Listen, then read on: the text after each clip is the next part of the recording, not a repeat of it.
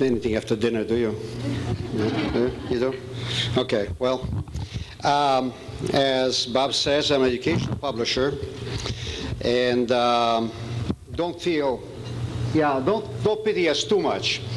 But we are kind of an endangered species, and there are fewer and fewer of us, and I guess there are reasons for it. Have you noticed that fewer reps are calling on you than, say, 5 or 10 or 15 years ago? You see fewer reps? That's because we're perishing. And some of us are still publishing, but many of us have already perished.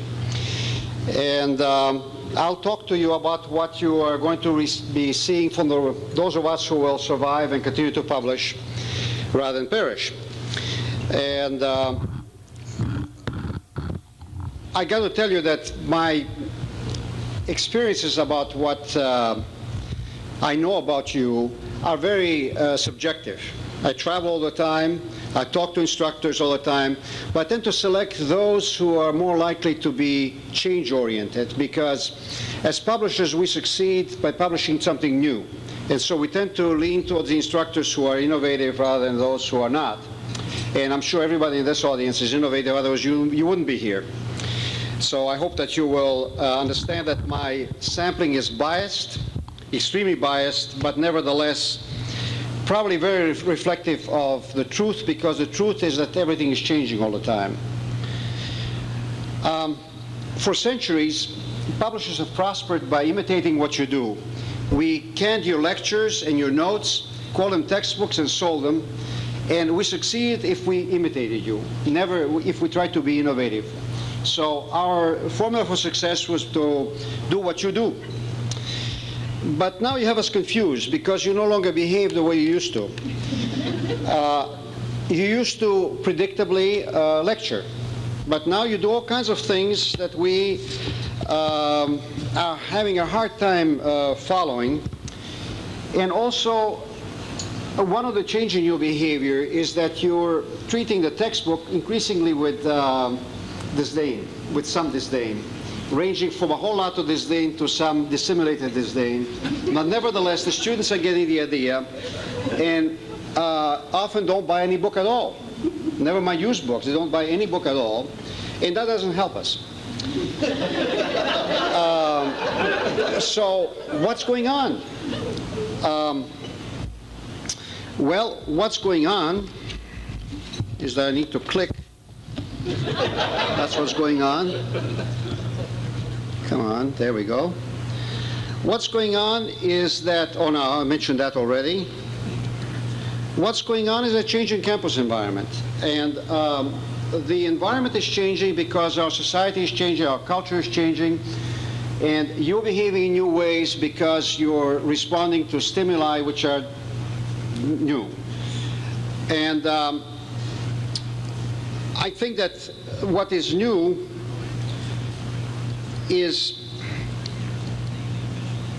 what's new is I don't get this thing. Yeah. What is new are two things which change the campus environment. One is the emergence of all the new technologies, of which the computer, of course, is the foremost and most important, and its new sidekicks like the internet, the web, and email and such. And all that is fundamental. Without that, I don't think any of those changes we're seeing actually would be happening, but it's accelerating. But the real source of change is societal change. And societal change is a subtle thing, less visible than technological change, but in education, I think it has, particularly in higher education, has a very fundamental effect, and that is that there is a need for ongoing education emerging. When I went to college, which was in the 50s, before the ice had melted, 4 years of college, and at the age of 22 is all you sort of needed. You know, you did what you had to do, and by 22 you were equipped. But now nobody believes that. Kids who go to college these days may not be able to articulate to themselves, but they know that by 22 you're not done. And consequently, achieving the bachelor's degree is not as important as it used to be. To us, it was a real goal, And today, it's just part of a process. And because the degree is less important, textbooks are also less important. And all that feeds into the problems for the publisher. There's something else that I just observe and marvel at, and that is that the whole campus environment has changed in its perception of what its function is, what faculty do. These days, when I go on campus and I hand my business card to a professor, more often than not, he or she hands me a business card in return. As recently as 20 years ago, that would be inconceivable, because you perceive yourselves differently. I mean, a crass guy, a businessman like me, with a card, that was okay, but the professor surely was above it. But now, the student is a customer, and the university vends knowledge. I hate to use these crass words, but that's what I observe, you know. And so all this is happening. And so we publishers operate in this environment and try to make sense of it. Now,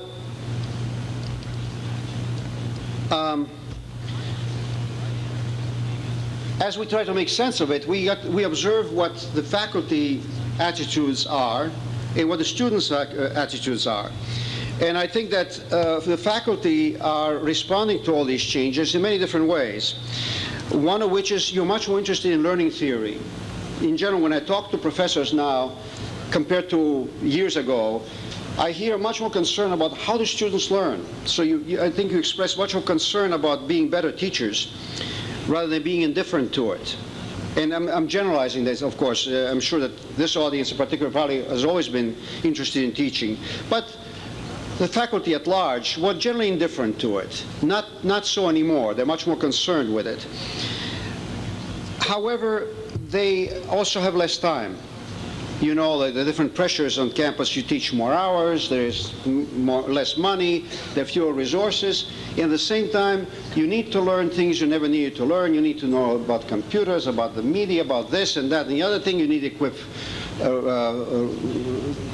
labs. And so your life has become more complicated. So I think there's a general evolution in faculty attitudes that, from our standpoint, translates itself in a less monolithic, uniform attitudes on the part of faculty vis-a-vis what we do. When we go do market research among you, you don't speak with as uniform a voice as you would have spoken 25 years ago. You are much more compartmentalized. There are many more individual voices, and so we say, well, what should we publish? Not quite clear, and I'll talk more about that. Students have also changed. They expect less from a degree, as I mentioned before, I think, in my impression. They also don't expect the same kind of college experiences their parents had. They're less inclined to read, perhaps, less inclined to listen, more inclined to shop around for that knowledge which seems to them indispensable only or fun. I think that they are much more there's much less computer phobia out there. They are accustomed to having played games and been exposed to web surfing, to think in more nonlinear manners. They are much less structured and organized, I think. Again, this is a generalization, but that sort of comes true. Also, they're more interested in gaming. Nintendo, video arcades, all of these things are having an effect on kids who are around 20 years old these days. I'm not talking about your 35-year-olds who are coming back to college. But that all has an effect on how we decide what to publish. So all of this is having damaging consequences on textbook sales. And on top of all of that, we live in an age where everything changes more quickly than in the past. Knowledge turns over faster, and consequently textbooks are perceived as being dated more often than not. And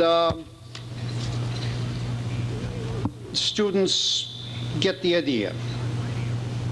And so again, all of that works on our decisions. So, given all that, what do we do? Do we fold, or do we reinvent ourselves? That's not your problem, it's our problem. Well, I hope it's to some extent your problem, because we're trying to provide you with stuff that helps you be better teachers. But basically, it's our problem. As I mentioned before, fewer reps are calling on you. In 1970, when Bob and I got to know each other, there were about 30 publishers actively publishing in statistics. Today, there are about 6. And those 6 will survive only, I believe, if they reinvent themselves.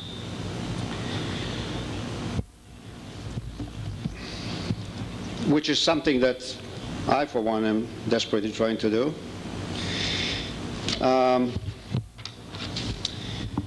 Now, we are kind of a vehicle between your minds and the receptacles in which, between the knowledge that resides in your minds and the receptacles in which that knowledge should be placed, the students' heads.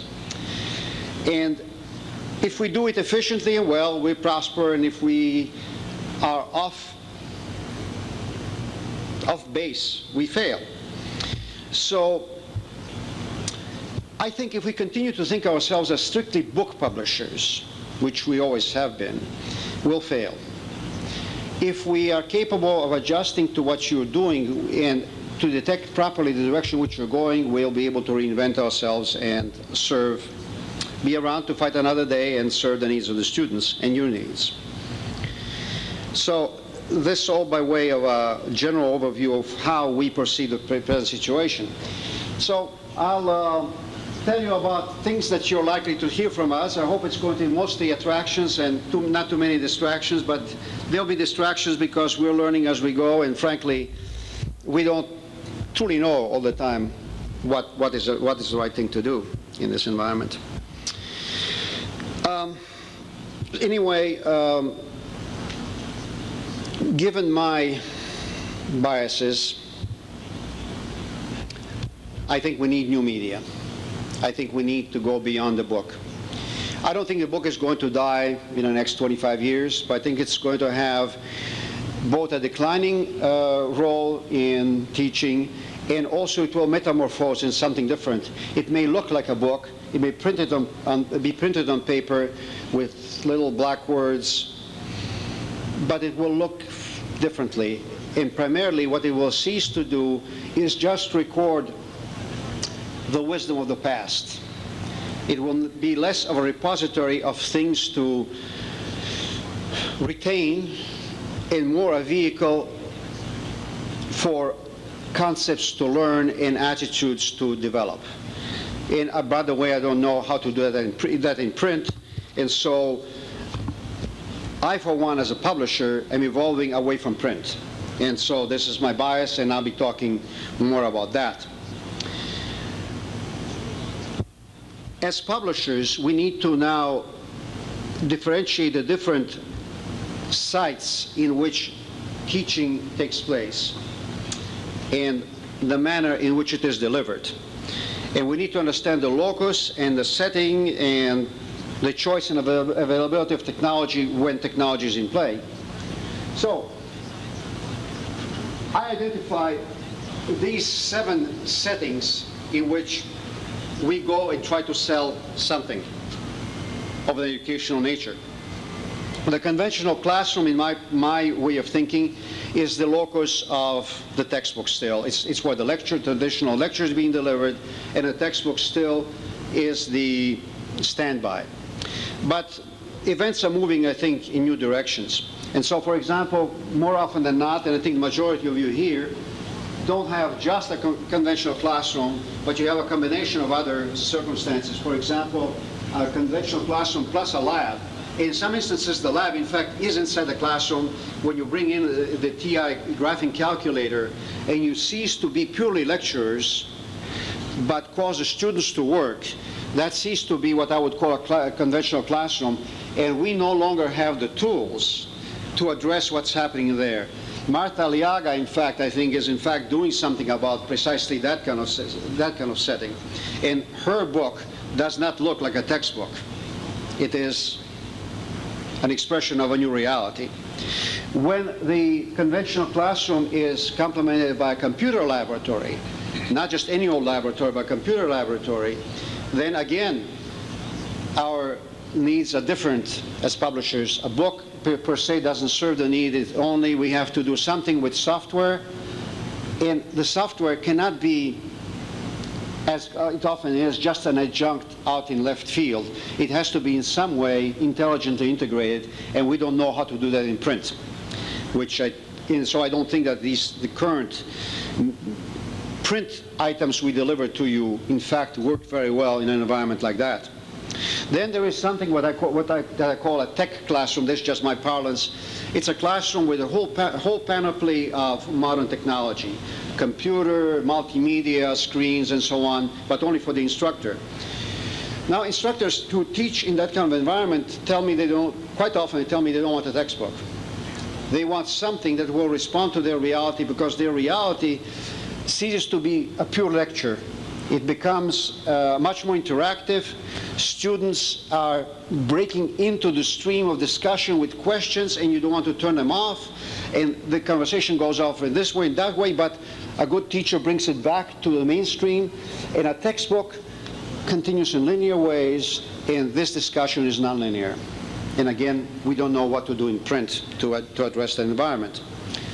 A further refinement of that is what I call the computer classroom. The computer classroom is one where every student sits in front of a computer, as well as the instructor, of course, or two students in front of a computer. And there, all kinds of interesting things begin to take place. It's active learning. There really, the learning is active, and there's discovery, there's experimentation. The instructor expects the student to be able to articulate the grasp of a concept and not the ability to calculate something. So articulating grasp of a concept is not what textbooks do very well. We don't succeed in doing that too well. Again, there are new kinds of books. Modesty apart, I published Jessica Katz's Seeing Through Statistics, a book of which I am immoderately and indecently proud. And it does some of those things. That's an attempt to cause the student not to remember something to be forgotten, but to grasp something to be retained. But I also think it's an evolutionary step. I think that in the long run, we'll have to do more of that, deeper and firmer. Finally, there is this category of distance learning and self-instruction, and I come back to that. I think that's one and the same. Several of you here, I'll tell you one particular school I know of, but I know that you're doing the same thing already. There is a college in California called San Joaquin Delta College. It's a community college in Stockton. And they offer courses, the same course, a student can choose the course to take it either on campus or at home. At home, it's on the web. But the student can interchangeably attend classes on campus, or none at all, or all of them on campus, or all at home, and so on. And it's the same course. So is this distance learning? Is this self-instruction? It is not self-instruction. You have that, right? Yeah. So I think that we got an evolution taking place. What's the appropriate item that we should be producing for a situation like that? A textbook? It's all electronic. Okay? So the textbook in those situations is often a choice. Part of a choice, no choice at all. But what we know how to do is textbooks. We've been doing it for centuries, but you don't want it anymore. Some of you do, some of you don't, but even those of you who do send us ambiguous messages as to how much of it you want. Now, all of this is happening across the campus in all departments, really. But in statistics, there is something more. In addition to all the changes I mentioned, in part because the computer exists, over the last 20 years, statistics instruction has changed. When I first started in statistics, it was essentially a mathematical field. It drove towards the formula. Today's conference is beyond the formula, and I think it reflects this new reality. The new reality that we observe in statistics is,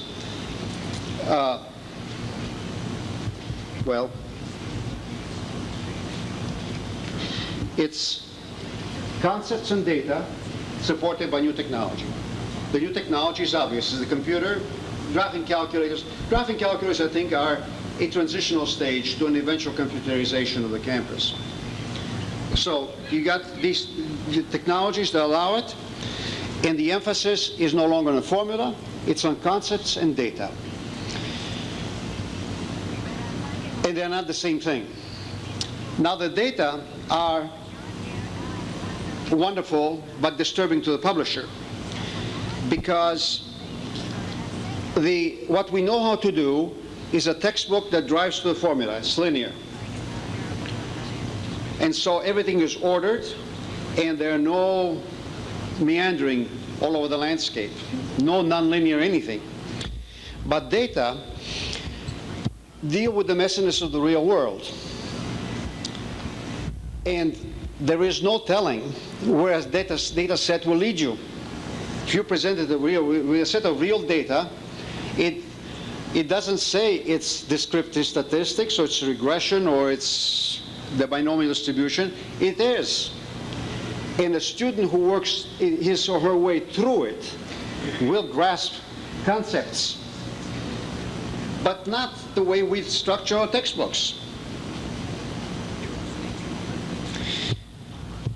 So we're facing some unprecedented decisions, and the new technology is helping us.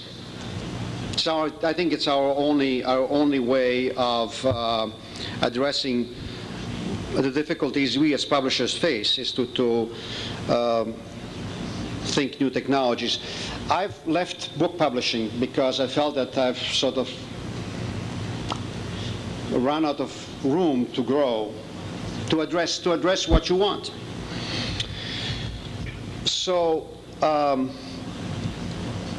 what is going on here is that I can't click this thing. That's what's going on. Yeah. I think that the common denominator I see in all those changes that you are perpetrating on us is that you no longer lecture in linear form, but rather teach through active learning. You have students do things on the computer, without the computer. You have them do experiments. You have them discover. You have them compute. You have them write reports. More and more of them are causing them to speak English in statistics. That is new, and again, textbooks are not equipped for that. I mean, we can fake it, but it's not achieving the pedagogical purpose you're trying to serve.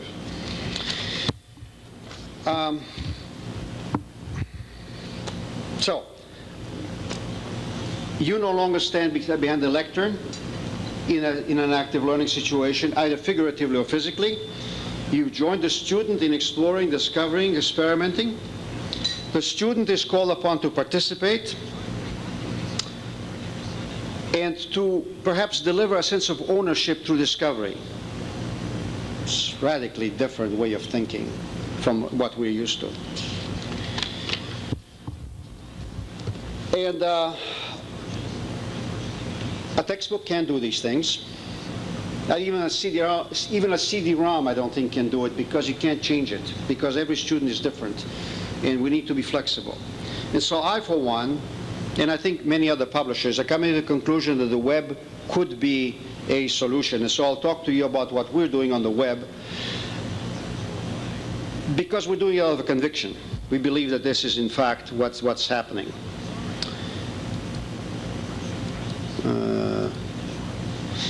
Okay, so the web is emerging, I think, as a consensus tool. Our job as publishers, as I said earlier, is not to invent anything, but to follow what you're doing. And for the last 3 years, I've come to the conviction that that's what's happening. I'm meeting more and more instructors who are using the web in a variety of different ways. This is still in its infancy. 36 months ago, I hadn't met anybody who were using the web in any form at all for instruction. Then, in the spring of '95, I began to see some people doing a little bit. In the fall, more, and the next thing, so on. Now it's ballooning. So, I may be wrong, but I'm a believer. So, I will show you a few things that talk about how the web differs, in my opinion, from the textbook. And this is just for me to remember, to show you things. How the web differs from a textbook, and what it can do, and why we believe it will be perhaps not the answer, but an answer. It will help move education along. One difference between active and passive learning is that passive learning is depending on reading, which is sequential and tiresome, and well, it induces lack of attention. It's monotonous, and it's one of the things that students don't like. And one may deplore that, but it's a reality of the marketplace. Students don't read very much these days.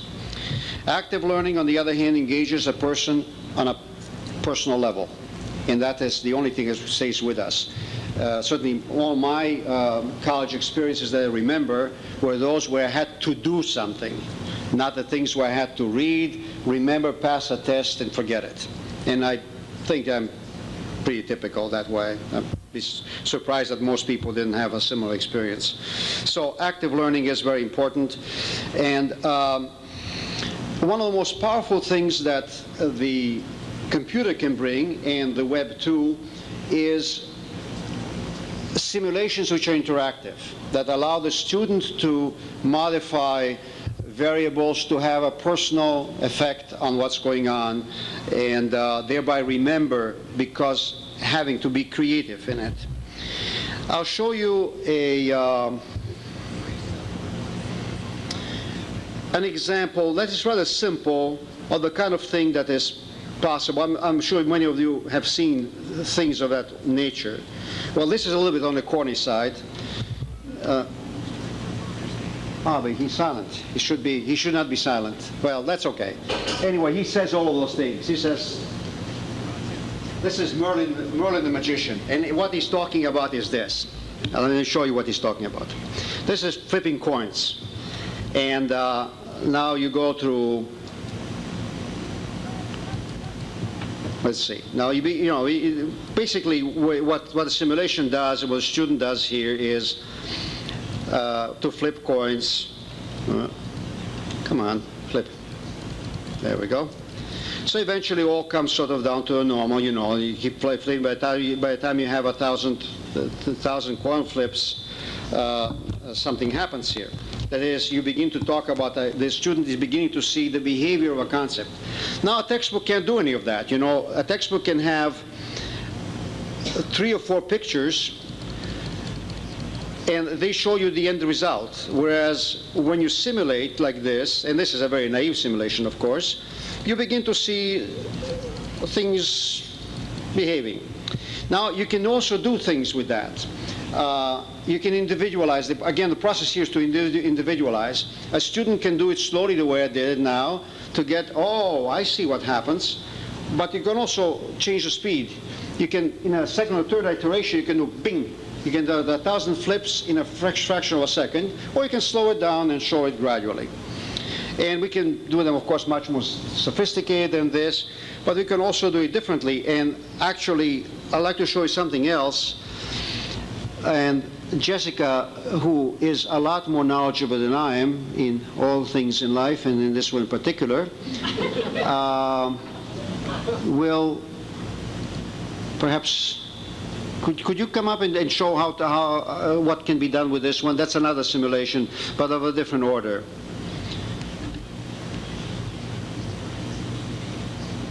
Okay, this one has the student try to match a target correlation. Let me get one of them completely on the screen here.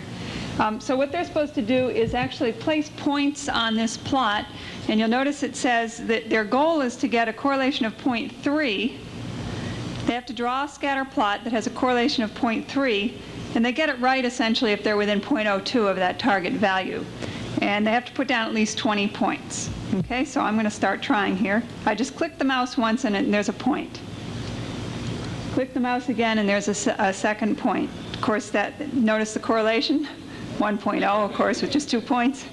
Okay, so now we get serious. Okay, so now my correlation is a little bit too low.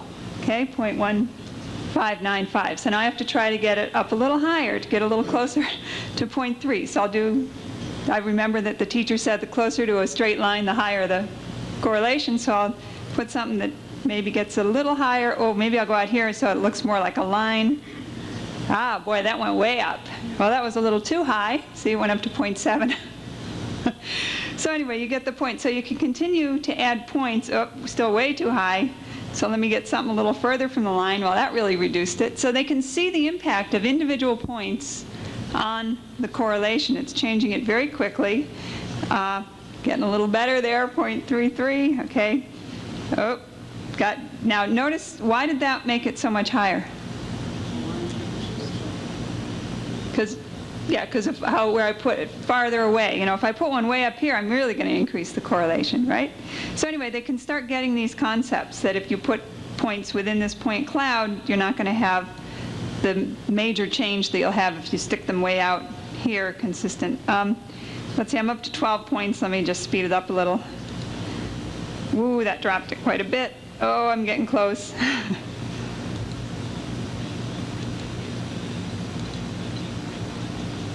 2 to go. Oh, I got it. Correlation of 0.2831. So I was within the 0.02 tolerance that was allowed here for me to try to hit a 0.3. Okay, and then we can clear it, and you can start over again. And actually, there are some other targets on here as well. So here's try to get one of -0.9, for example, so that you can try different things. Do you want to let anyone else try it once?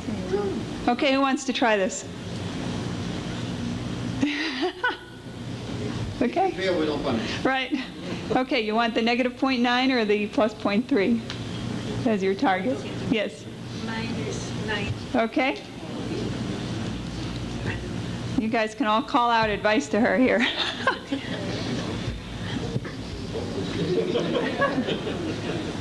Click once.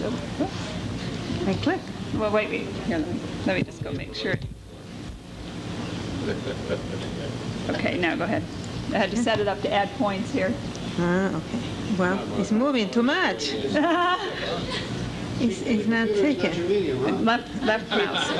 Okay. Wrong mouse button, right there. Okay. See the practical realities. I'm sorry.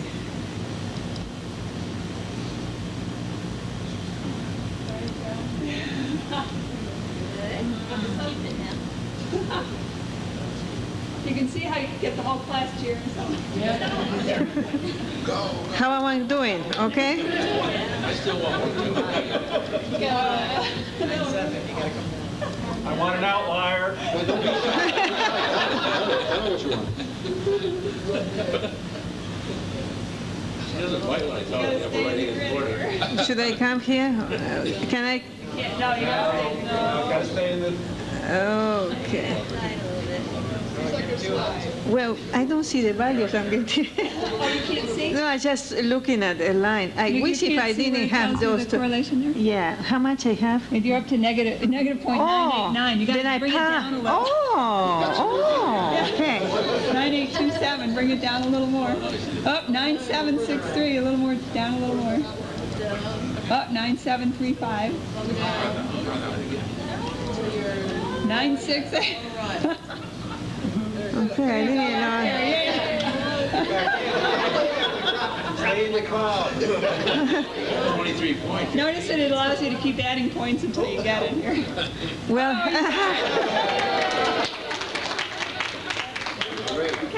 Now, I got to tell you, this is very interesting to me. The University of Alabama has what I would call a computer classroom. In fact, there's several, where all the students have a computer on their desk, and the instructor does too.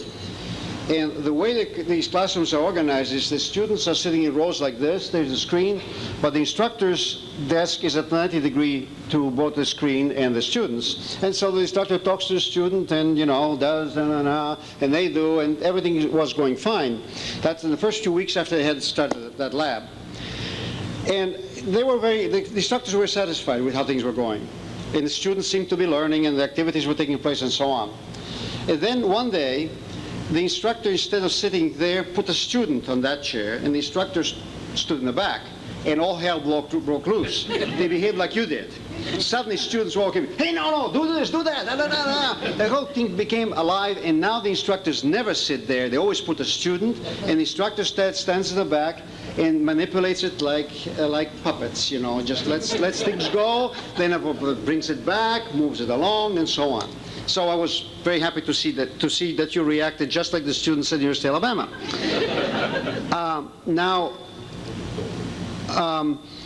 Incidentally, this one, the coin flipping simulation that you saw with Merlin, can serve many different purposes. It can demonstrate statistical concepts such as probability, estimation, convergence, binomial distribution. So you can do a lot with these simulations. They don't serve just one simple purpose.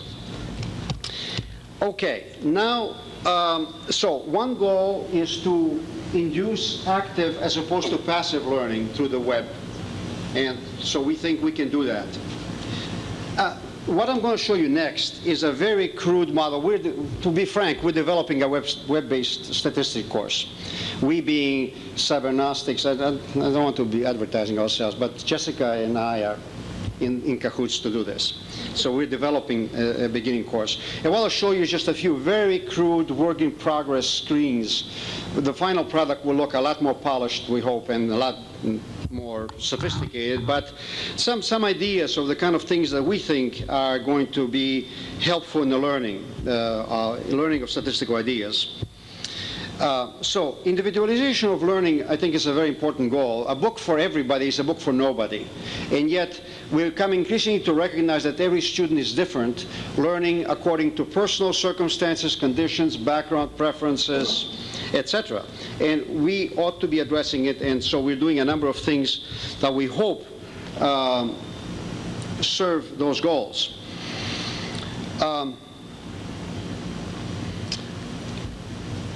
One way to induce individualization of learning is, of course, by these simulations which I mentioned. They not only induce active learning, but also because you change variables as you go, you kind of create a personal learning experience.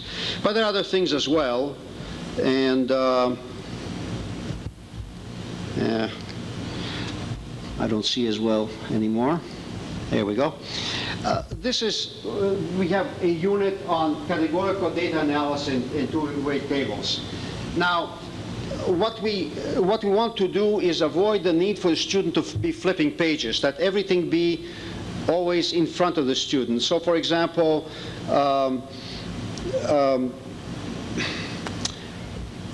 we have a number of, we want to achieve kind of a freedom of access. We want to provide some linear direction, but at the same time allow the student to do to use different ways of learning. So, for example, these three methods here, terms explanation. Okay, think first is, our goal is to teach both statistical literacy and methods, but the instructor can teach it either way, any way the instructor prefers. So we can flip to think first, and then the student works to think first, or return to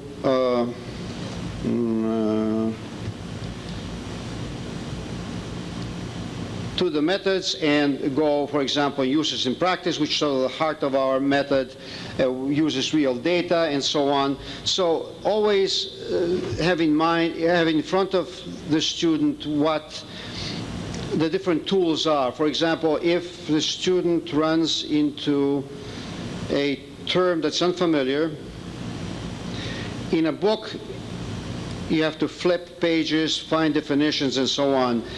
We will have a glossary that will appear as a pop-up window, not in this way, this is very crude, will appear as a pop-up window on the text itself, and will appear in two different forms. One is a one-sentence definition, but if the student doesn't, if it isn't sufficient, student clicks here, and the full discussion appears in the context in which it was originally defined. So we want to provide as much flexibility as possible in a way that the textbook cannot do.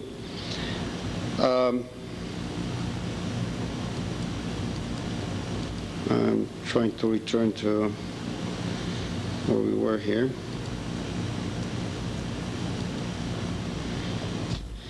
Well, the technology is getting away from me here. Let's see.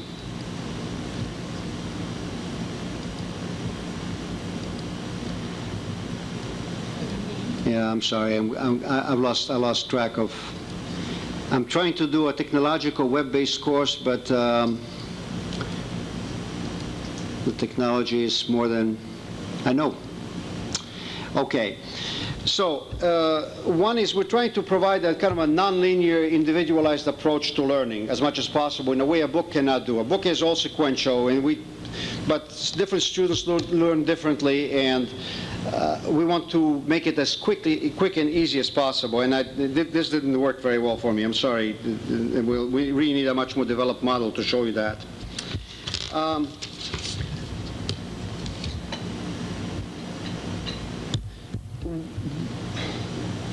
In the vein of individualization of learning, there's also an issue of individualization of instruction. So you can structure a course by methods and concepts, which is how a textbook is typically structured. But you can also structure a course by real-world problems, by cases. And there is no reason why you shouldn't. A book can't do both, can do one or the other. The web can do just about anything, and so for example, we can enter a course through a unit, for example, on two-way tables. But we also can do the same thing by clicking on a case study. Again, this is all very crude, doesn't look right, but we have case studies that encompass I'm sorry, this is giving me some trouble here.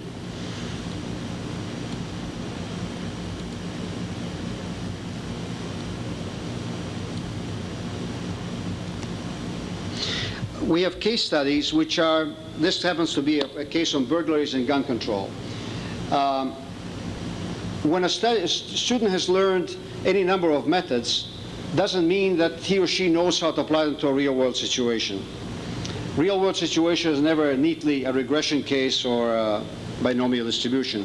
They are what they are, and the student ought to be able to apply that knowledge to a particular, to a situation, to conceptual knowledge to a real-world situation. So we'll have a number of case studies.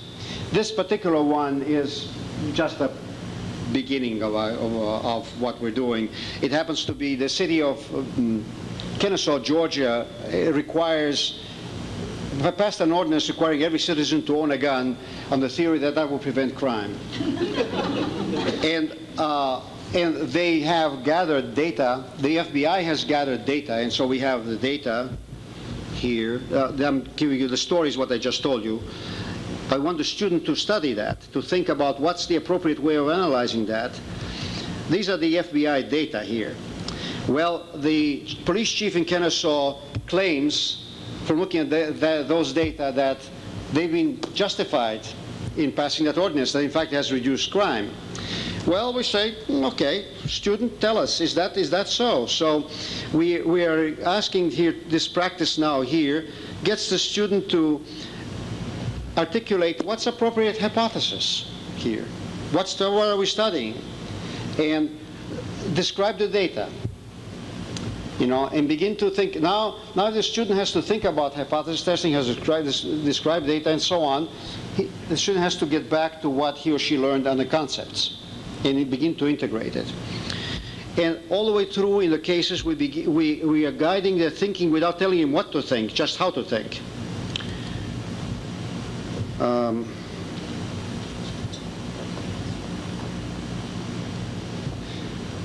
Well, why am I having difficulty here? Yeah, so then we tell them about the statistics that they ought to be thinking, but we're not telling them which method to use. We're leading them to kind of an inductive process to get back to the methods they've learned, to decide which methods are appropriate. You know, we tell them, think now, think what's the appropriate hypothesis, and so on, and we cause them to react, to send their responses to the instructor by email or any other way they want to. And eventually, yeah, I'm just going to go very quickly through this. And eventually we want them to be able to write up a report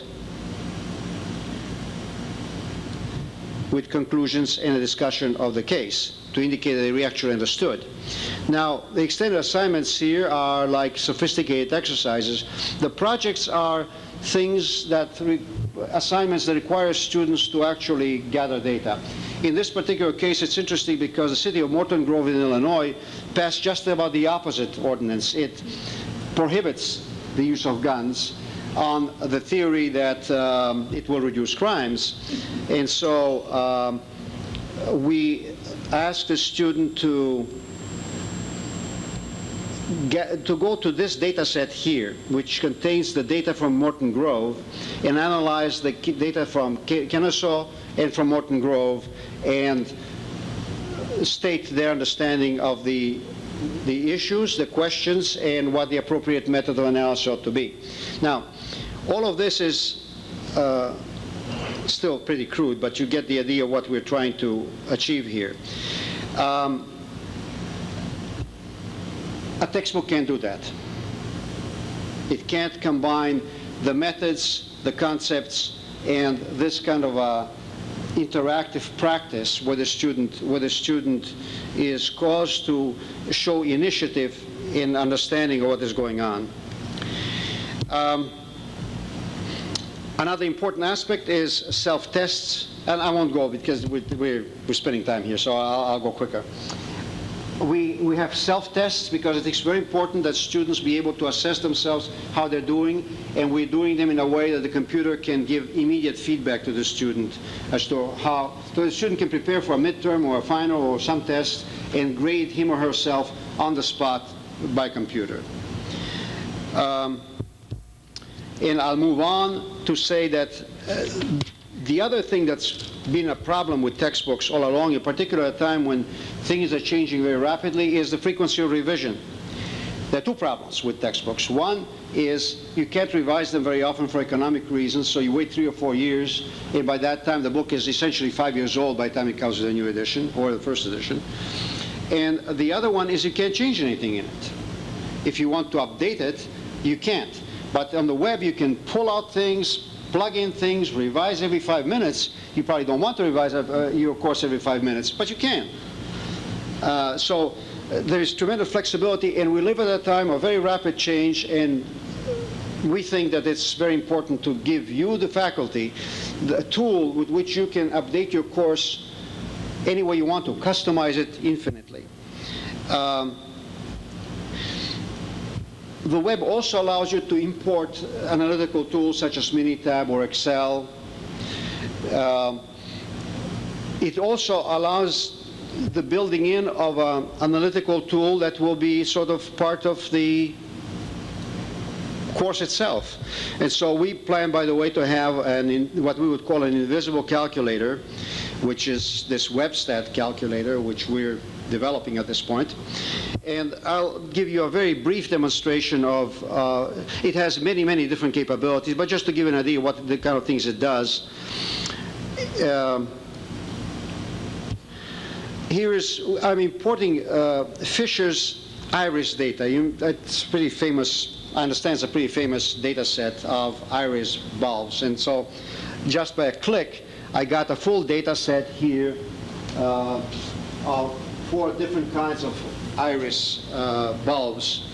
And by another couple of clicks, I can show it as a box plot. And that is a pretty naive and simplistic example, but you kind of get an idea that the student get this tool, and at the same time all this resides on the screen. Imagine that this is the screen on which the student is actually working right now. So it just brings up this thing as a pop-up, and the calculation is done in no time at all, and then you fade it out. So that's another advantage of the web. Why am I getting this? Okay, good. An advantage of the web that really impresses me greatly is the opportunity for radical improvements in communication between faculty and students. And that happens through email primarily, and through chat rooms and other web-sponsored environments in which there's a lot of communication taking place both between student and faculty and among students. And one of the things which I had no idea would happen is that students are much more emboldened to communicate in this medium than in a classroom. The shy student is always overwhelmed by the bold students in the classroom. But here the shy student is not visible. Yesterday I was walking by Bob Johnson's office and I saw a cartoon on the wall. Two dogs are in front of a terminal like that, and one of them is at a keyboard and the other one is listening, and the keyboard says, you know, on the internet they don't know we're dogs. And there's kind of a reality that's very interesting for us to observe. Here are some things that students are saying in this environment. Discussion groups create a feeling of community. These are chat rooms, electronic chat rooms. People who never met, but they feel a sense of community. I get positive reinforcement from my classmates whom they've never met. Everyone has been really great with their critiques, and I can tell they are really interested in my work. Now, this is written by a community college student who probably is a little bit more mature than 18, but still. Posting my written assignments for everyone to see has made me post a better assignment. See what others are doing can give me tips on what I can do better. I am very impressed with that. I hear a lot of this sort of comment, and we could never begin to do something like that with print materials that we've been publishing.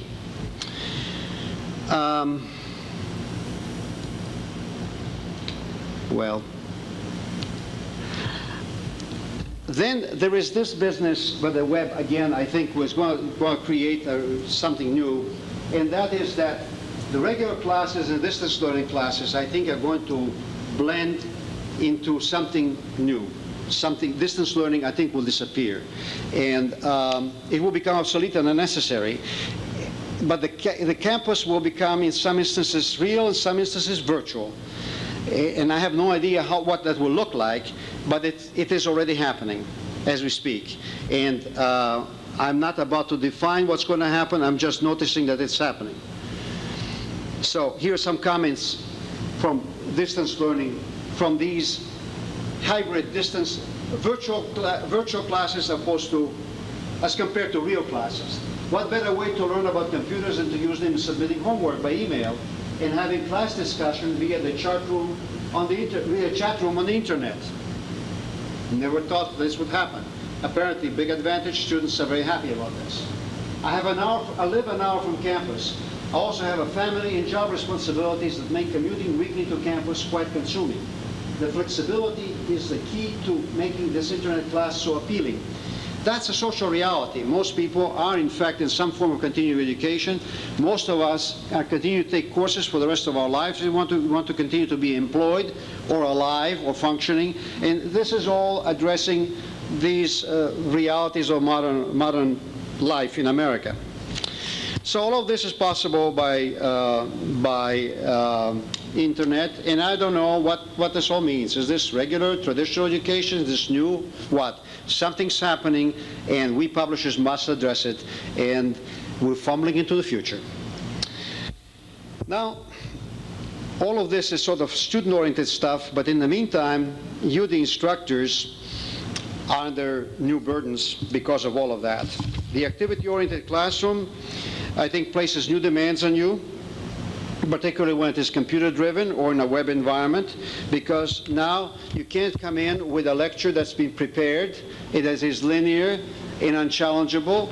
You're doing all kinds of things that you have to respond on the spot to, because students are suddenly inventing, discovering, sometimes discovering the wrong thing, but they are engaged. And so you have to be on your toes. You have to work a lot harder. Sorry to say that. Well, some of you probably are gluttons for punishment and will actually welcome it. But the fact is that now you're no longer appealing to the memory, but are causing them to discover and to articulate their knowledge, places a new burden on you. And I think that it's all very nice because I think better education will result from it, but we need to help you. And we can provide you with tools. We don't only necessarily our company, but in general the publishing industry can provide you with tools for creating communication media like the emails and chat room and so on, which I think will help education.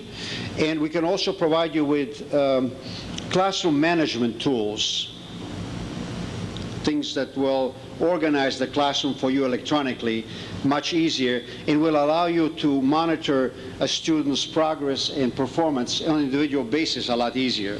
In fact, in some ways you'll be working harder. In other ways, I think your work will become easier. So the old afterthought instructor's manuals we used to publish and probably still do, that's gone. That serves never actually served much of a purpose, and certainly will serve no purpose in the future.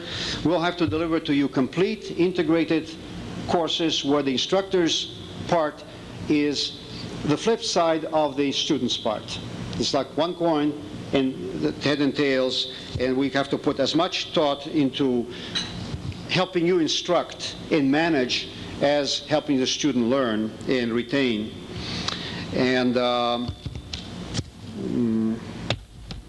we'll be doing that. Finally, all of that, what I'm saying now, today nothing is true. What I just said is the past. It's just flipped by us. Life is a film, rapidly moving film, and so all of these things that I think I captured actually already dated. In some ways, they already passed us by. And so I think we'll be providing you with multimedia courses, God forbid, but they're coming. And by the year 2010, probably multimedia will be passé, and there will be multi-censoring. And don't ask me what multi-censoring is, but it's coming, at least because Bill Gates is doing it. So it's coming. So I think that you will, however, despite all of that, I think you will remain the conductors of the orchestra. It will not be marginalized as bystanders. Some faculty are fearing that all of this is going to marginalize them. Quite the opposite. I'm convinced that you will continue, you'll be more effective and more powerful, and those among us publishers who are smart will follow you, as we always have. Thank you.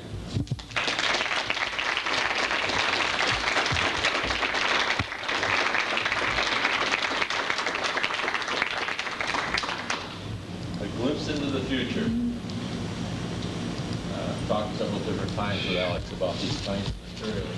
How many of you are aware of some of the things, and some of you are, probably far more than I am, but I think it's kind of an interesting and challenging future for all of us at both ends of it, so I thank you for sharing that with us, Alex.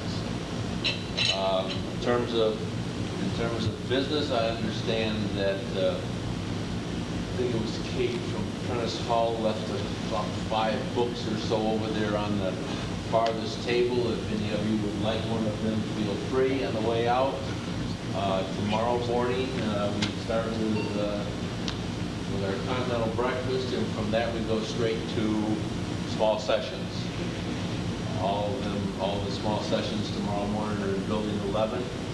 Then after lunch, we go back to Building 8 for 2 closing sessions, 2 large, actually it's 2 one-hour sessions and then the evaluations and so on.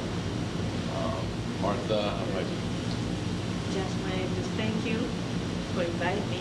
It was a pleasure to be here. And to the participants on my workshop, because I learned how good teacher they are here for innovative things. So thank you for everybody. thank you for coming. I don't know whether it got said before or not when Martha was introduced by Dave, but when I was looking for speakers, I had some difficulty finding speakers who felt they could be in Rochester on Thursday and Friday and in Singapore on Saturday for ICOTS, which is what we bumped up against the International Conference on Teaching of Statistics. It was scheduled into Singapore this starting this weekend, and several potential speakers all said, well, you can't be in both places. And when I talked to Martha, she said, well, if you can get me in on Thursday, I'll come, and then I'll head for Singapore on Friday. So we appreciate you coming and doing that with us. So, any other announcements, Pat, Gary? It's 8:30 we start in the morning, right? Yeah, it's got to be 8. Breakfast is at 8:30 because we're having 3 one-hour sessions and being done at noon for lunch. I guess we have to get going at 9, right? So, anything else? Does everybody have a ride? Any problems that way?